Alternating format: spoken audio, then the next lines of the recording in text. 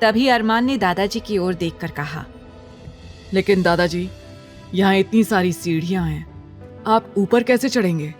मुझे लगता है आपको यहीं से दर्शन कर लेना चाहिए। दादाजी ने अरमान को रोकते हुए कहा, अरे बेटा, कैसी बातें कर रहा है? मैं यहाँ तक आया हूँ तो क्या कृष्ण भगवान के दर्शन नहीं करूँगा? ऐसा कैसे हो सकता है? ये कहकर दादाजी धीरे धीरे ग्रिल पकड़कर सीढ़ियां चढ़ने लगे। ध्रुव ने सुमित और आहान से कहा, यार, इतनी सारी सीढ़ियां चढ़कर कौन दर्शन करने जाता होगा? यार, मैं अपनी फील्ड में सेटल हो चुका हूँ। जब से आस्था भाभी और अरमान भाई की शादी हुई है, मैं भी सोच रहा हूँ कि अपने लिए कोई पार्टनर ढूंढ लूं।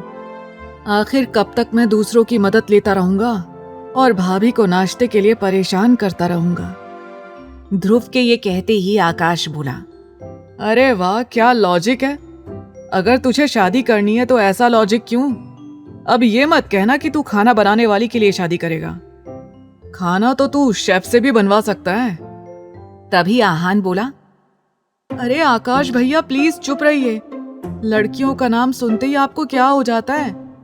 आप हमसे इतना आर्ग्यूमेंट करते हैं कि हमारा मन ही नहीं करता कि हम लड़कियों के बारे में बात करें। आपकी प्रॉब्लम क्या है?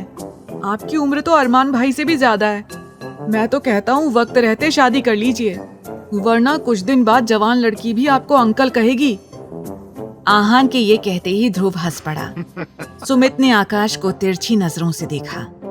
कहीं ना कहीं उसकी बातों में सच्चाई थी, क्योंकि आकाश और सुमित दोनों अरमान से बड़े थे, जबकि ध्रुव और आहान इस ग्रुप में छोटे थे और उनकी खूब बनती थी। सुमित सोचने लगा कि अगर वो इन दोनों के साथ रुका तो ये उसकी भी टांग खींचना शुरू कर देंगे। इससे अच्छा है मैं फटाफट मंदिर में जाकर दर्शन कर लेता हूँ। ये सोचकर वो तेजी से आगे बढ़ गया। आहान बोला, ये इतनी जल्दी क्यों जा रहा है? फिर तीनों मुस्कुराते हुए चल पड़े। आस्था ने दादाजी को हिम्मत करते हुए देखा और खुद भी हिम्मत जुटाकर सीढ़ियां चढ़ने लगी। तब तक अरमान एक जरूरी फोन कॉल रिसीव करने लगा। वो सबको ऊपर चढ़ते हुए देख रहा था, लेकिन उसका मंदिर में जाने का इरादा नहीं था। उसने सोचा कि वो बाहर इंतजार करेगा और अपनी फोन कॉल्स निपटा लेगा। लेकिन जब दादाजी थोड़ा आगे बढ़े तो उन्होंने देखा कि आकाश, सुमित, आहान और ध्रुव उनके साथ हैं, पर अरमान गाड़ी के पास फोन पर बात कर रहा है। दादाजी के माथे पर बल पड़ गए। उन्होंने आस्था की ओर देखा, जो अपनी टांगों के दर्द को भूलकर खुशी खुशी मंदिर की ओर बढ़ रही थी। वो जल्द से जल्द अपने कान्हा जी को देखना चाहती थी, उनसे शिकायतें और झगड़ा करना चाहती थी और अपने वादे पूरे करना चाहती थी। दादाजी ने देखा कि अरमान नहीं आ रहा, तो अचानक जब वो मुश्किल से 25-30 सीढ़ियां ही चढ़े थे, एक जगह बैठ गए। उन्हें बैठते देख सभी हैरान हो गए और जल्दी से उनके पास जमा हो गए। आस्था परेशान होकर बोली, दादाजी, आप ठीक तो है ना? उसे घबराहट हो रही थी। वो सोच रही थी कि उसकी वजह से दादाजी मंदिर आए हैं और अगर उनकी तबीयत खराब हुई तो वो खुद को कभी माफ नहीं कर पाएगी। अरमान, जो फोन पर बिजी था, उसकी नजर दादाजी पर पड़ी। उन्हें बैठा देख वो घबरा गया और फोन काटकर पॉकेट में रख लिया। उसने बॉडीगार्ड्स को इंस्ट्रक्शंस दिए, मंदिर के चारों ओर फैल जाओ। अगर कोई अनजान व्यक्ति या क्रिमिनल एक्टिविटी दिखे तो उसे तुरंत गोली मार देना। जब तक सब सही सलामत गाड़ी में नहीं लौटते, अपनी नजरें बाज की तरह गड़ाए रखना। सख्त निर्देश देने के बाद अरमान सीढ़ियों की ओर भागा और दादाजी के पास पहुंचकर बोला, दादाजी, आप ठीक तो है ना? दादाजी बोले, बेटा, मैं ठीक हूँ, बस थोड़ा चक्कर आ गया।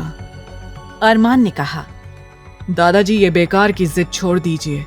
अगर प्रार्थना करनी है तो यहाँ से भी कर सकते हैं। उसने गुस्से से आस्था को घूरा। आस्था ने उसकी जलती नजरें महसूस की और जल्दी से अपनी गर्दन झुका ली। आकाश बोला, अरमान प्लीज, ये कैसी बातें कर रहे हो? हम मानते हैं कि तुझे प्रेयर या किसी चीज में विश्वास नहीं, लेकिन इसका मतलब ये नहीं है कि जो लोग विश्वास करते हैं उनकी श्रद्धा का मजाक उड़ाओ। ऐसी बातें नहीं करनी चाहिए। आकाश, जो आमतौर पर अरमान के सामने चुप रहता था, आज उसके शब्दों से आहत होकर बोल पड़ा। अरमान हैरान था कि आकाश आज उसके सामने इस तरह बोल रहा है। फिर भी वो चुप हो गया और दादाजी से बोला, दादाजी, अब आपका क्या इरादा है? ऊपर जाकर प्रार्थना करेंगे या मेरे साथ गाड़ी में चलेंगे? आगे की कहानी जानने के लिए देखें अगला एपिसोड सिर्फ पॉकेट एफएम के YouTube चैनल पर। और तेरे इश्क में के सारे एपिसोड्स को सुनने के लिए डिस्क्रिप्शन में दी लिंक से डाउनलोड करें पॉकेट एफएम ऐप।